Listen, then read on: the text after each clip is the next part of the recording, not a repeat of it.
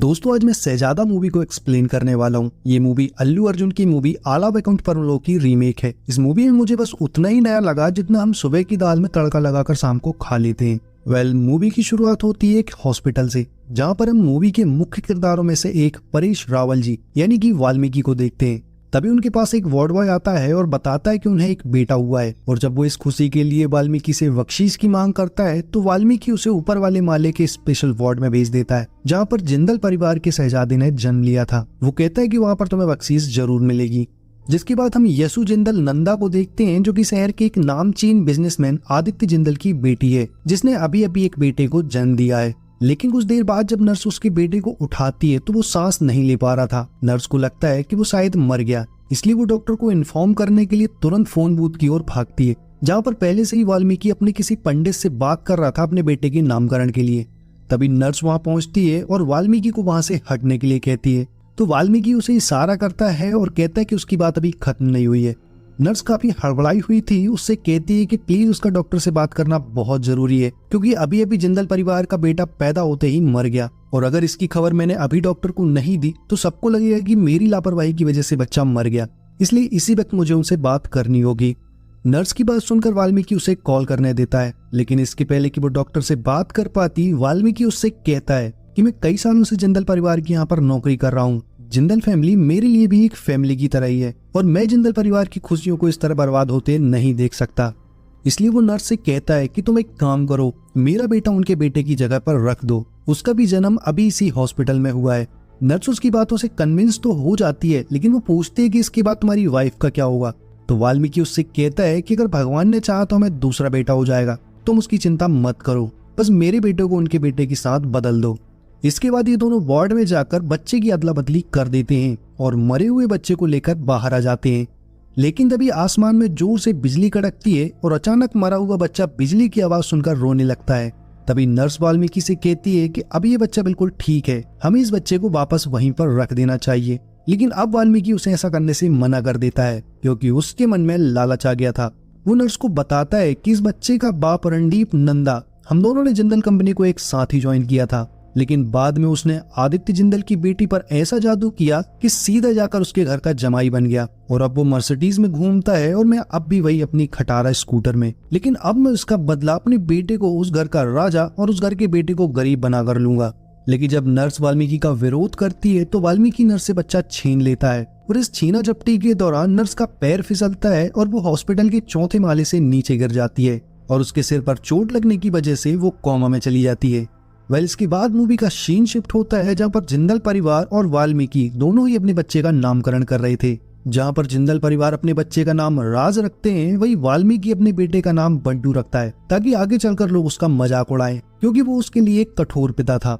जिंदल परिवार का बेटा इतने बड़े खानदान में होने के बावजूद वो गधा था, और वहीं दूसरी तरफ बंटू, जो कि एक मिडिल क्लास फैमिली में पलने के बावजूद उसका दिमाग बहुत तेज था।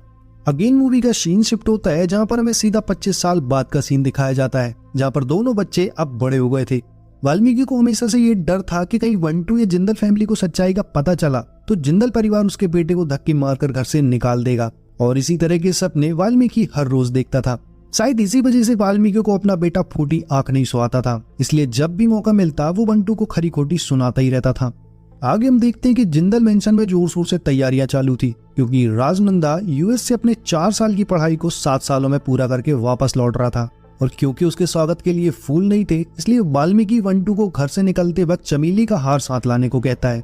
बंटू जब हार लेकर जिंदल हाउस पहुंचता है तो वो घर को देखकर एकदम शॉक्ड हो जाता है। वो इमेजिन करता है कि काश वो भी एक ऐसे ही किसी घर में पैदा हुआ होता, लेकिन हो गया गरीब के घर। मूवी के अगले सीन में जब बंटू अपनी बहन को कॉलेज छोड़ रहा होता है तो कुछ गुंडे बाइक पर आकर बंटू की बहन को छेड़कर उसकी चुन्नी अपने साथ ले जाते हैं। और दोस्तों आपको तो पता ही है कि हम इंडियंस के अंदर मेल ईगो कूट कूट कर भरा होता है, कोई हमारी बहन को छेड़ जाए ये हमें बर्दाश्त नहीं होता, इसलिए बंटू भी उस चुन्नी गैंग के पीछे पड़ जाता है। और सच कहूं तो अगर आपने अल्लू अर्जुन की मूवी देख रखी है जिसकी ये रीमेक है, तो आप कहोगे कि मैं इस फाइट सीन को देखने के बजाय अल्लू अर्जुन के ही एक्शन सीन्स को इमेजिन कर लूं, क्योंकि कार्तिक आर्यन के एक्शन सीन अल्लू अर्जुन के एक्शन सीन्स के आगे बिल्कुल फीके पड़ जाते हैं। इस कॉपी फाइट सीन के बाद बंटू अपनी बहन की चुन्नी वापस ले आता है, जिसके बाद वो एक लीगल नाम की कंपनी में जाता है जॉब के लिए, जहाँ पर उसकी मुलाकात मूवी की मुख्य अदाकारा कृति सेनन यानी कि समायरा से होती है। समायरा लीगल कंपनी की बॉस है और वंटू का इंटरव्यू यही लेने वाली है। इंटरव्यू के दौरान समायरा वंटू को एक केस सॉल्व करने को कहती है, जहाँ पर पति पत्नी के बीच उसे डाइवोर्स कराना है, साथ ही पत्नी को डाइवोर्स एलिमनी भी दिलानी है। लेकिन बंटू यहाँ पर अपनी सस्ती कॉमेडी करके उन दोनों का डाइवोर्स कराने की बजाय उन दोनों का पैचअप करा देता है। और जिस तरह समायरा का क्लाइंट हाथ से निकल जाता है, उसी तरह बंटू के हाथ से भी ये जॉब निकल जाती है। इसके बाद मूवी का सीन चेंज होता है, जहाँ पर जिंदल परिवार एक साथ बैठकर खाना खा रहा था। साथ ही वो अपनी कंपनी किसी बड़ी प्रॉब्लम के बारे में बात कर रहे थे। दरअसल खिलौने का व्यापार करने वाला सारंग नाम का एक पुराना उनका क्लाइंट, जो कि खिलौनों को एक्सपोर्ट करने के लिए जिंदल कंपनी के कार्गो प्लेन्स का इस्तेमाल किया करता था। लेकिन एक दिन जिंदल कंपनी के गोडाउन में रेड पड़ जाती है और सारंग के खिलौनों का सारा सच बाहर आ जाता है, क्योंकि वो खिलौनों की आड़ में ड्रग्स का धंधा किया करता था। और जब जिंदल कंपनी के चेयरमैन रणदीप नंदा को इस बात का पता चलता है, तो वो तुरंत सारंग की कंपनी को बैन करवा देते हैं। लेकिन आज सारंग अपने भाई को भेजने वाला है कंपनी बैन मामले में बात करने के लिए। और यहाँ रणदीप चाहता है कि उसका बेटा राज जाकर सारंग के भाई से मिले और उसे क्लियरली मना कर दे कि हम उसकी कंपनी में लगा बैन नहीं हटाएंगे। लेकिन राज बहुत ही लाड़ प्यार से बड़ा हुआ है, उसे क्या पता था कि ऐसे खतरनाक लोगों से किस तरह की डील करनी है, इसलिए वो सारंग के भाई को ना करने से हिचकिचा रहा था। तभी वीडियो कॉन्फ्रेंसिंग से जुड़े रणदीप नंदा लाइव आते हैं और सारंग के भाई दोनों को उनकी कंपनी में लगे बैन को हटाने से मना कर देते हैं। लेकिन इस समय रणदीप सारंग से ज्यादा अपने बेटे के लिए परेशान था। उसे समझ नहीं आ रहा था कि उसका बेटा, जो एक छोटा सा ना नहीं कह पाया, आखिर वो कैसे इतनी बड़ी एम्पायर चलाएगा। और अगर इसे कंपनी चलाने दे भी दिया गया तो ये कुछ ही दिनों में सब कुछ बर्बाद कर देगा। इस वक्त जिस रेस्टोरेंट में रणदीप बैठा था, उसी रेस्टोरेंट में समायरा अपने एक क्लाइंट के भाई से मिलने के लिए आती है। दरअसल वो व्यक्ति चाहता था कि समायरा उसके अपराधी भाई का केस लड़े और उसे बाइज्जत इस केस से बरी करवाए। लेकिन समायरा उसके भाई का केस लेने से मना कर देती है। वो कहती है कि मैं इस तरह के इलीगल काम नहीं करती। समायरा की बात सामने वाले को अच्छी नहीं लगती और वो समायरा के साथ जबरदस्ती करने लगता है, उसका हाथ पकड़ लेता है। और तभी एंट्री होती है हमारे हीरो की, जो अपनी लो बजट कॉमेडी के साथ विलेन के हर एक किए गए अपराध की धाराएं बताता है और फिर विलेन को हराता है। इसी के साथ वो हीरोइन को भी इम्प्रेस कर लेता है, जिसके बाद हीरोइन भी हीरो से इम्प्रेस होकर उसे जॉब पर रख लेती है। वहीं उसी रेस्टोरेंट में बैठा रणदीप, जो ये पूरा नजारा देख रहा था, वो इमेजिन करने लगता है कि काश इसके जैसा भी मेरा एक बेटा होता, जो कभी भी किसी को ना कहने से नहीं हिचकिचाता। इधर वाल्मीकि हाथ में 2 सेब लिए हॉस्पिटल में उसी नर्स से मिलने के लिए जाता है, जिसके साथ मिलकर उसने 25 साल पहले बच्चों की अदला बदली की थी, जो नर्स हॉस्पिटल की बिल्डिंग से गिरकर कोमा में चली गई थी। और क्योंकि उसने जिंदल परिवार के वारिस का जन्म करवाया था, इसलिए 25 सालों से उसके हॉस्पिटल का खर्चा जिंदल परिवार ही उठा रहा है।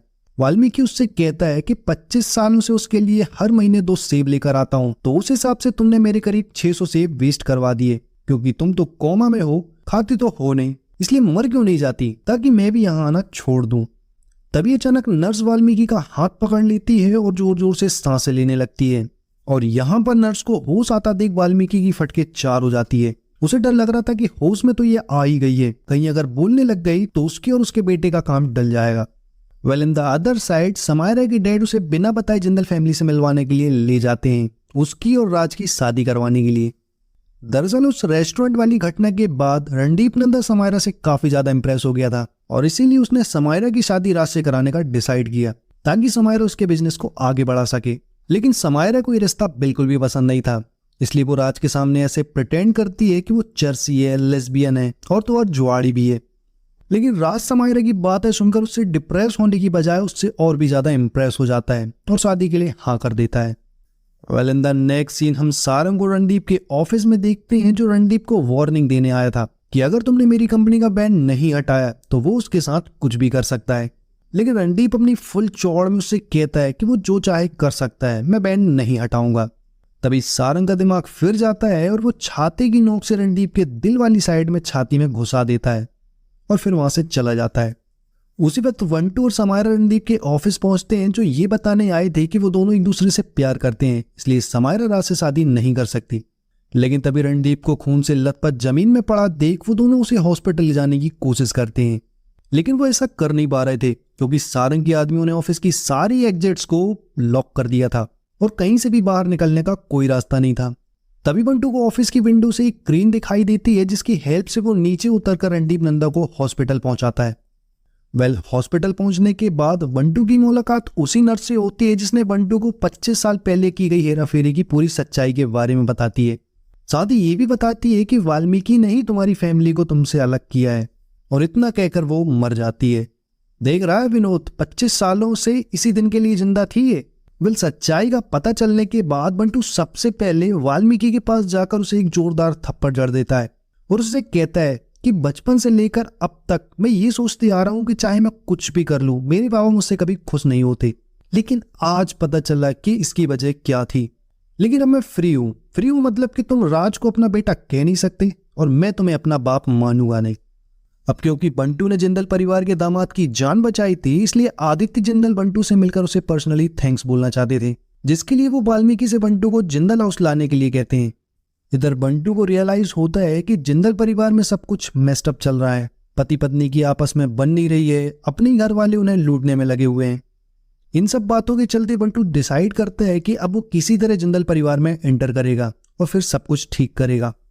आगे हम देखते हैं कि बंटू किसी तरह जुगाड़ लगा के जिंदल हाउस में घुस ही जाता है और अंदर जाते ही उसके नाना यानी कि आदित्य जिंदल उसे थैंक्स कहते हैं। साथ ही उसे एक तगड़ी सैलरी वाली जॉब भी ऑफर करते हैं, जिसे बंटू एक्सेप्ट कर लेता है। कुछ ही समय में बंटू और आदित्य जी का एक खास रिश्ता बन जाता है, जिसमें वो घर की सारी बातें एक दूसरे को शेयर भी करते थे। बातों ही बातों में आदित्य जी बंटू को बताते हैं कि सारंग नाम का एक बंदा जो काफी दिनों से हमारे पीछे पड़ा हुआ है। तभी बंटू आदित्य जी को एडवाइस करता है कि वो कुछ करे, क्यों ना उससे पहले हम उसके पास जाकर डायरेक्टली उससे बात कर लें। आदित्य जी को बंटू की एडवाइस पसंद आती है, जिसके बाद वो दोनों पहुंच जाते हैं सीधा मॉरिशस, जहां पर सारंग था। अगेन यहाँ पर हमें वही कॉपी फाइट सीन देखने को मिलते हैं, जिसके बाद बंटू सारंग के भाई से मिलता है और फिर सारंग से। यहाँ पर सारंग के हाथ में वही छाता था जिससे उसने रणदीप नंदा की छाती में छेद किया था। सारंग के हाथ में छाता देखकर बंटू समझ जाता है कि रणदीप की हत्या की साजिश इसी बंदे ने की थी। जिस मकसद से बंटू इस घर में आया था, घर के सभी लोगों की सच्चाई वो आदित्य जिंदल के सामने लाकर रख देता है और फिर आदित्य जी उन सबकी क्लास भी लेते हैं। इसके बाद एंट्री होती है राजपाल यादव की, जो कि एक पुलिस इंस्पेक्टर है, और इस वक्त यहाँ पर रणदीप नंदा को पुलिस प्रोटेक्शन देने के लिए आए हैं। लेकिन बंटू इंस्पेक्टर से मिलता है और उनसे कहता है कि उन्हें प्रोटेक्शन की कोई जरूरत नहीं है, क्योंकि मैं यहाँ पर हूँ।